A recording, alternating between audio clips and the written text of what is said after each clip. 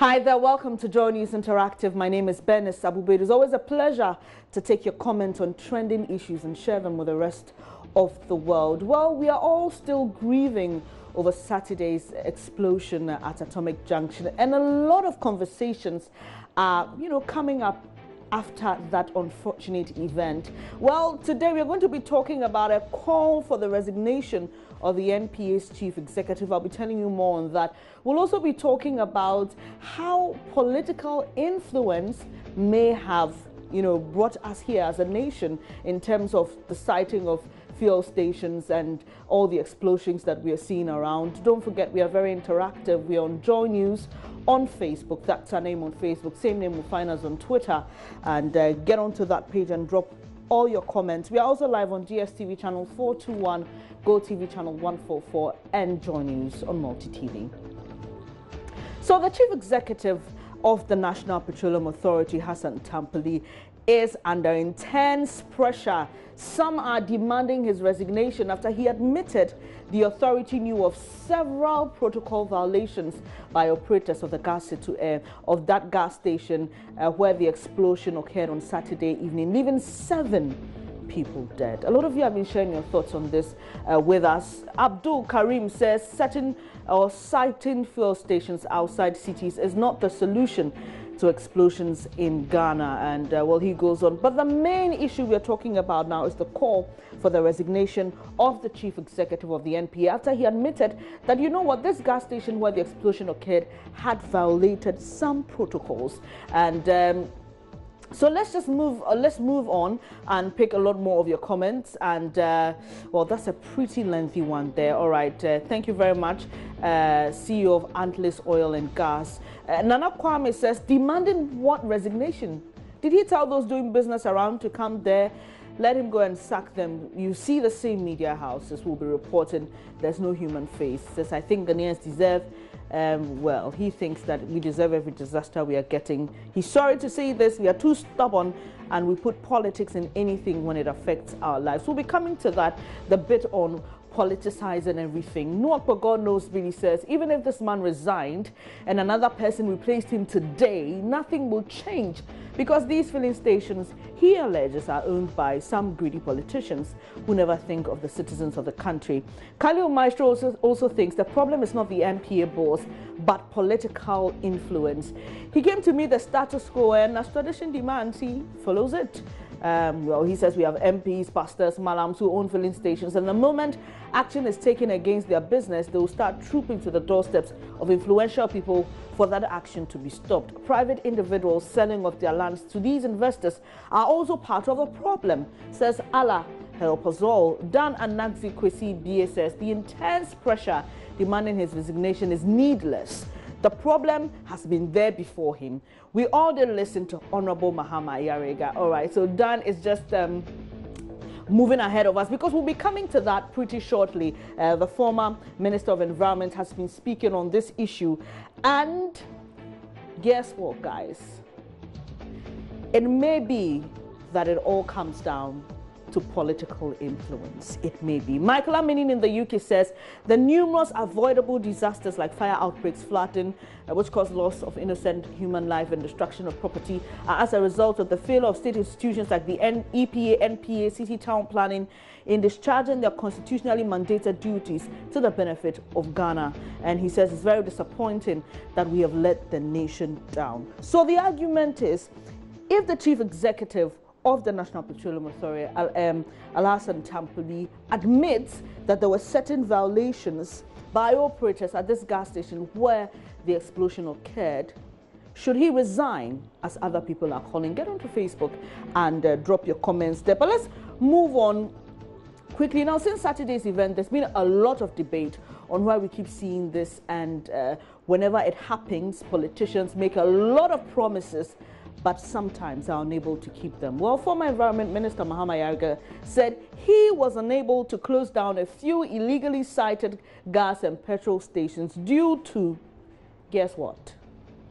If you said political pressure or interference or anything similar, you're right. For the avoidance of doubt, let me quote him. Quote, he says, "It's a major problem, and I have to be very frank that undue political pressure is the reason why filling stations get sited at the wrong places," end quote.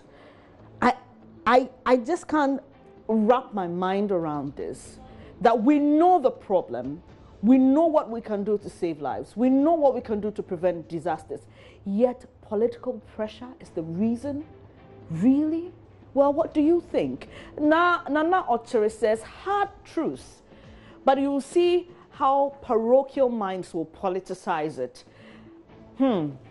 You're challenging us to give you updates on this issue from now in about 6 to 12 months from now. We will do that, Nana-Atomic. We will do that. Just as you saw on News Desk earlier, we brought you a story from that same site in April this year, and Forgive America did that story and spoke about the danger, the threat of explosion, and it did happen. Call it prophecy, call it whatever you want to do, but this is just right in your face. We see all these things every day, disasters waiting to happen, and we allow them. And like the former environment minister is saying, he was unable, he was willing to, but political pressure. I don't get it, honestly. Apia Kusi says, our leaders and their ministers are not fair. Who owns lovely fuel tankers, he asked. Much of Ghana's fuel tankers and fuel stations are for those, well, in Parliament, he alleges both current and past ones. Isaac Yunusa says, politics is the challenge we face in trying to make things right in Ghana. I believe it's time for us to put politics aside and focus on doing things the right way. Chemical, Ali says it was a question posed to him about big men and politics concerning siting of fuel stations, and he said it's true. Yes, definitely, he said it's true. Kojo Bennett says NDC made oil discovery a total curse to the nation. He doesn't tell us why he's saying that, but Alex Nimo says the kind of leaders we've had, Lord have mercy on Ghana. And sorry, Kwame Bamforo, I cannot repeat what you've written there. Please just try to keep your comments very civil and devoid of insults and abuse. Asari Kwekwe-Dupo, governor, says that is why we said that the NDC is incompetent. Akodazi says, all right, correction there, but Harold Nana Kofi Kwarteng sighs and says, this is a good one. I don't know what is good about this, whether it's the courage of the former minister to be frank and say, look, it's political pressure, because I don't see anything good in keeping those stations cited there once we know they're not supposed to, and allow political pressure to keep us away from doing what we know is right. Let's still stay on this gas explosion over the weekend, because, you know, it's easy for people to easily criticize journalists. Yes, I know sometimes you have issues with how some journalists carry out their work, and we are not perfect and open to criticism, but it should be criticism, not abuse. Why am I going on and on and on about my profession? Well, unfortunately, the death of Mohammed Yakubu, the Net2 camera technician, paints a clear picture of the length journalists go to bring you some stories. He was involved in that explosion. Well, what we are hearing is that as at the time the gas was leaking, he went over to cover the incident, and then he was caught up in the explosion and lost his life as a result. Really unfortunate incident. He's been buried today in line with Muslim custom.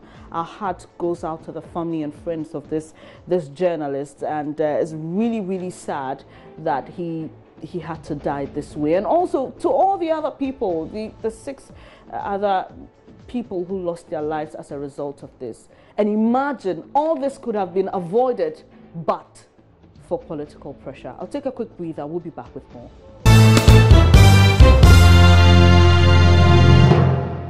Thank you so much for joining me here on Joy News Interactive. Before the breather, we're talking about, you know, all the debate that has started after that unfortunate incident on Saturday at Atomic Junction. A lot of people are asking the NPA boss to resign because he's admitted that there were some, you know, protocol violations at that particular gas station, and people are wondering if you knew about it, why didn't you step in? We could have saved 7 people's lives. They could have been here with us by now. Talking about those who died, we now know that one of those is actually a camera technician with a Net2 television. And before then, a lot of you were, expressing your condolences on our Facebook page. And our heart goes out to the family as well of that young one. But let's still stay on the issue around fueling stations and where they cited and whether or not they are following protocol. Now, an 87-year-old woman has sued the National Petroleum Authority, the Accra Metropolitan Assembly, and 2 other institutions over the siting of a filling station at Tesano in Accra. Now, she said her life has been exposed to danger by the presence of that filling station near her home. What do you make of this action by the woman? I think it's time we all started doing something, real and significant if we want to see this problem solved. Prince Anderson Jr. says the woman is right because gas stations, but this one is not a gas station though, but it's, I think, a petrol and diesel one, says have to be far from where people are, but because of money and corruption, they just build anywhere without thinking about the people around the area. Ocho Feriwa said we need these sorts of actions by elderly folks to sanitize the system. They shouldn't neglect us after retirement. Prince Nudin Bamia says nice move, but why should we always have to wait for problems before we take legal actions? But Prince, what we hear is that the residents were told when they made inquiries about what was being constructed in the area at the time, and they were not told it was a filling station. They just realized one day that apparently this is what was being constructed here. And this case has been in court prior to this gas explosion over the weekend. Rhapsody Selam says it's a good move, and you say that you also sue the AMA soon. Ejekun Frimpong Filippo says, nice idea, the earlier the better. Michael Amini in the UK, congratulations to the woman for taking such an initiative, and we pray that the court will adjudicate in the interest of the nation, because the reckless manner in which filling or gas stations have been spread all over residential communities is alarming. Samola Sarelano says, should have called me when she was about to take that decision. Good move. And Ayrebri Ima Freeman Azuri says, I have nothing to say because these are people who give their land to them. All right. I'm not sure if the same woman taking the issue to court is the same person who gave them that piece of land. I'm not sure. But Kojo Mensa Akwabwa says, a step in the right direction. Grandma solidly behind you. All right. Desmond Oakley says, she's trying to be a citizen but not a spectator. She's trying to be a citizen but not a spectator. Nana Aye Reynolds says, this is a move in the right direction. Let's all be vigilant. Because it may be you tomorrow, and true, it may be you, it may be me tomorrow. And Abdul Wahid says, my lawyer should get ready. Our own will be next. Matthias says, bam, if the institutions are failing, the citizens have to stand up for their rights and their right to life. Idrisu Mubarak says, she has the right to go to court, but the outcome, let's wait. Kwabena Attack Robia Santi says, right move, is time we citizens start acting effectively for our lives. Prince Pablo says, it's done in advanced countries, so it can be done here. We just have to do the right thing. Zito says, I support her move 100%. Favor. Debbie Hayfron is actually laughing. I don't know what at. I'm sure he's happy or excited that she's going to court. And Zoom G8 says, it's time citizens know their rights. And Nane J says, better late than never. Kudos. Sandra says, good move. Ni Ajete Cruz says, hashtag support. Issa Atung says, on the right path. Jamila Dani Baba says, right move. Followed by that's a good move. Gift to Douna. Liz Giddens says, the laws of Ghana must be enforced and taken more seriously. Cecil J says, I agree with her. Gabriel Mensah said, when it comes, then it does. All right. Transliteration of Sebaneyo. If you're a tree person, you understand that. Joe Abwa just says, close it down as soon as possible. Farbing says, very impressive and good. Nee Sterling says, money. Peter Ahuna says, nice package. So those are a lot of you sharing your thoughts with us on this 87-year-old woman who is suing a filling station for citing one of their stations an oil provider citing one of their filling stations quite close to her residence. And she is 87, talking about action. The last time I checked, that petition going around for signatures to get the president to act on the citing of filling stations has reached over 10,000. It's all over Facebook. If you think you want to sign, go to change.org and sign that petition. But let me show you former Environment Minister Mahama Yariga. He was speaking to Gifty and Rapia, speaking on why certain actions are not taken when it comes to closing down filling stations that are not sited in right areas.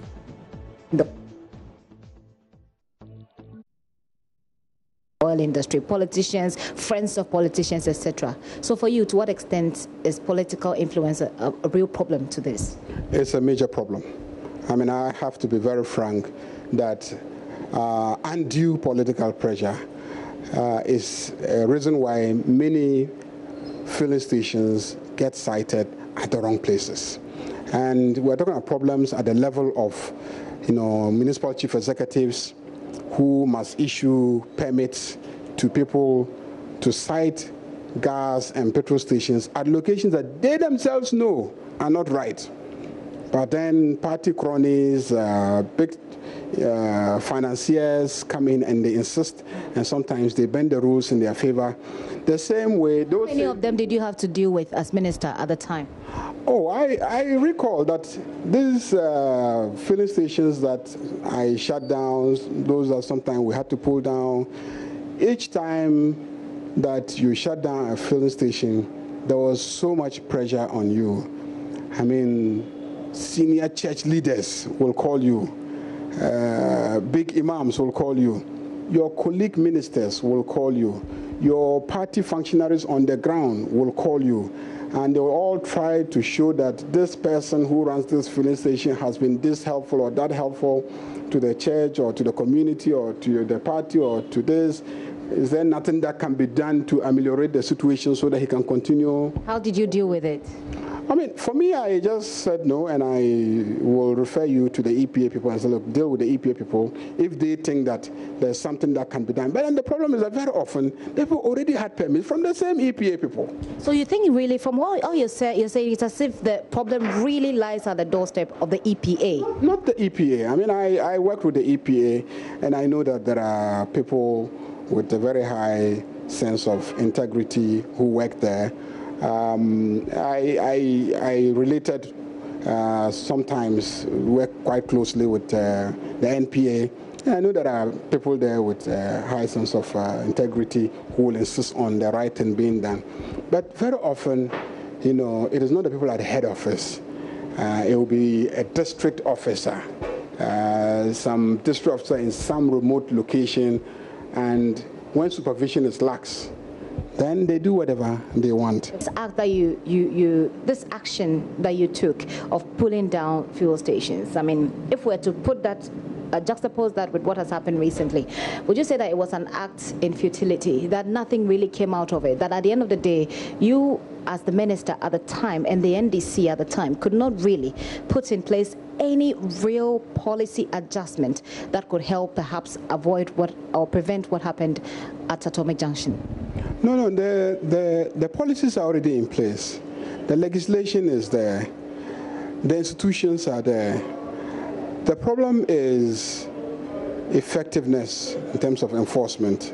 That's the main issue. We have laws regulating where to site and where not to site a gas station or fuel station.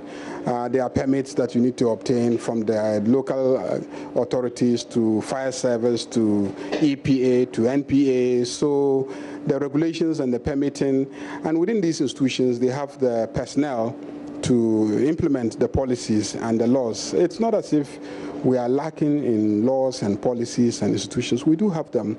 The issue is enforcement. The issue indeed is enforcement, and like he mentioned earlier, anytime he wanted to take action as Environment Minister in regards to where filling stations are sited. You'd have politicians, you'd have church leaders and imams calling him and intervening. If we want to see a true end to this problem, then we must deal with it from the cause. And the cause is that we have all these people interfering in institutions that are meant to make sure that the rules and regulations are enforced. If we don't do that, well, I don't know what we can get with this. But thank you so much for joining me here on the show on Joy News Interactive and sharing your comments with the rest of the world. We are very interactive on Facebook. We are Joy News on TV, same name. We'll find us on Twitter. My name is Madina-Atomic. I'll be back at 12 with the news. Until then, take care.